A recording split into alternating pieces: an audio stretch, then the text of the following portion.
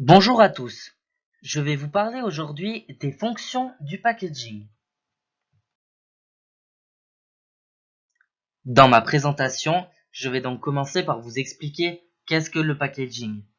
Ensuite, je vous expliquerai les fonctions de celui-ci et je finirai par citer mes sources.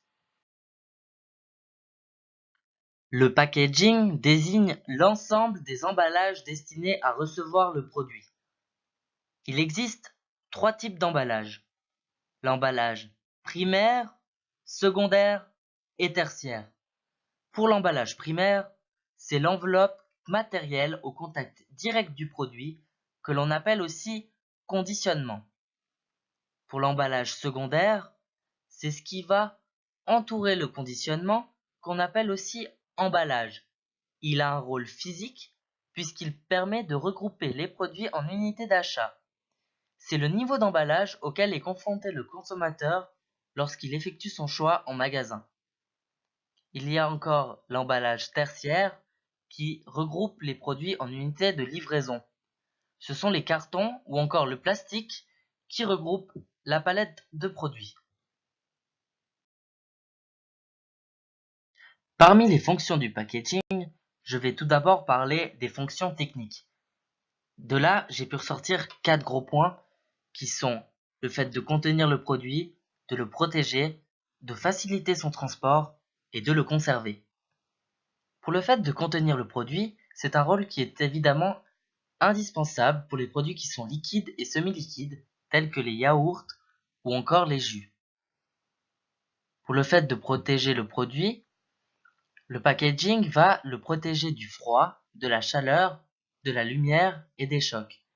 Le packaging va également faciliter le transport et le stockage du produit, mais il va encore permettre de le conserver, car il doit permettre de préserver la qualité du produit et doit s'assurer que le niveau d'hygiène autour du produit soit parfait. Pour ces fonctions techniques, il faut tenir compte des contraintes physiques de production et de stockage des produits. Par exemple, les sirops pour enfants Sironimo ont été déréférencés par les distributeurs car les bouteilles en forme d'animaux étaient difficiles à stocker et à ranger dans les rayonnages. Pour ces fonctions, il faut également suivre les données du marché et leurs habitudes. Par exemple, avec les tablettes de chocolat de dégustation, elles sont orientées verticalement ou horizontalement. Cela facilite l'organisation et le rangement des produits dans les rayons des magasins. Et enfin, pour ces fonctions techniques, il faut également tenir compte des bénéfices fonctionnels du packaging. Par exemple, l'ergonomie de la bouteille d'Evian Sport facilite la prise en main de la bouteille lors de la consommation. Les bouchons refermables sur les briques de lait, eux, ils vont permettre à la bouteille de ne plus avoir un usage unique. Et enfin, la possibilité de consommer certains produits de façon nomade, comme par exemple les petites gourdes de compote pour enfants qui ne vont plus nécessiter de cuillère. Parlons maintenant de la fonction commerciale du packaging. Le packaging est un outil de marketing essentiel. Il y a la fonction commerciale distinctive, qui est celle qui va attirer l'attention du consommateur, et il y a la fonction incitative, qui va permettre d'identifier la nature du produit, sa marque, communiquer son positionnement et être une source de différenciation de la concurrence. Elle va permettre enfin de déclencher l'achat du consommateur et être source d'attractivité de l'offre. Prenons l'exemple de cette tablette cahier. On va pouvoir identifier la nature du produit en observant le nom, le visuel et la couleur qui permettent au consommateur d'identifier la nature du produit. On voit que c'est du chocolat au lait et qui est riche en lait. Ensuite, on va identifier la marque. On l'identifie du produit par son nom qui est écrit dessus dans sa typographie qu'on lui connaît. Mais même sans le nom, on va pouvoir reconnaître la marque Cahier grâce à la maison de fabrication qu'on peut apercevoir en bas à droite de l'emballage. Ensuite, on va communiquer son positionnement. Le produit, il se positionne comme un chocolat riche en lait.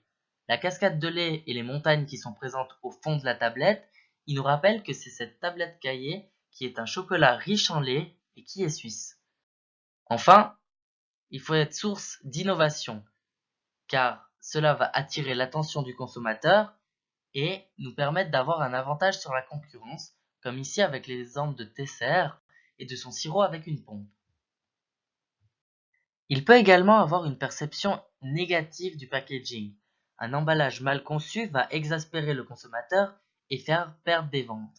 Par exemple, les chocolats Caillé emballés en PET avaient été lancés au printemps 2006 et c'est Jean Nouvel qui les avait dessinés. Ceci a rapidement fait l'objet de critiques pour leur côté peu écologique.